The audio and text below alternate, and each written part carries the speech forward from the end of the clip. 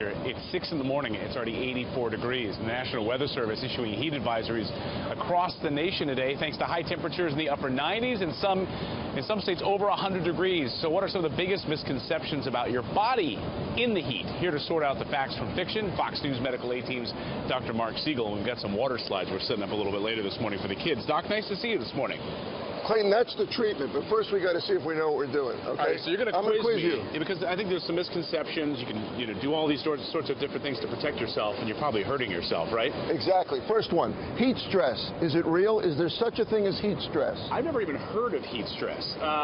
So the fact that you're asking me that, I'm going to say, yes, it's real. What is it? Smart answer. So heat stress is real, and it's something that our workers face, like miners, people that work in boilers, construction workers, bakery workers. You know what it is? It's that sometimes when you're out, you got to be suited up in a uniform. You have to wear this. You can't be out here in a bathing suit, right? I sleep in this. This is what I wear all the time. You're giving away your secrets now. Right. So the point is, though, the clothing you have and how hot it is outside can combine to overwhelm your body's internal temperature. You've got to really watch that.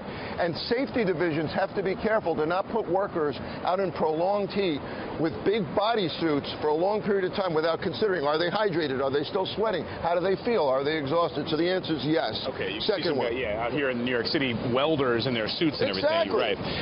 Okay, next question. Second one. Everyone reacts to heat this exact same way. Oh, that's a total lie. I know that, yeah, if you're maybe in your mid-30s and active and athletic, I'm sure you probably can handle heat differently than someone who's elderly or a child, right? You gave a very sophisticated answer. Exactly right. If you're in good shape, you handle it better. So I want people out there with skin diseases to watch out, because skin is supposed to be your barrier. If you got a skin problem, you're not going to handle heat as well. If you have diabetes, if you have heart disease, if you have high blood pressure, if you're on certain medications, if you're overweight, if you're elderly, if you're very young, these groups have to watch out for excess heat. All right, number 3, I'm 2 for 2 so far. Your internal body temperature rises in hot weather. As it gets hotter, you get hotter inside. Earlier I quizzed the lovely ladies from the 5 a.m. show on this question, and I thought, yeah, if your outside gets hot, then your inside would get hot also, right? Absolutely fiction. This is really important. We're trying to maintain our internal body temperature at 98.6 all the time. That's how we keep our regular metabolic processes going. We're not lizards, Clayton. We're not lizards. Lizards heat up in the heat.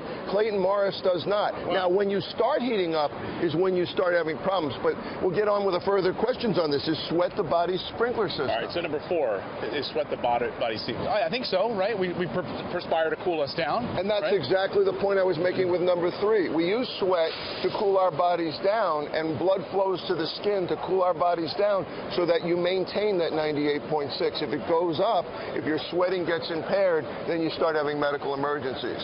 So the answer is absolutely yes. Sweat is the body's sprinkler system. All right, and the last one. Last one. Heat exhaustion is a warning. Heat stroke is an emergency. False. Absolutely true. Heat exhaustion. You're sweating. You get nauseous.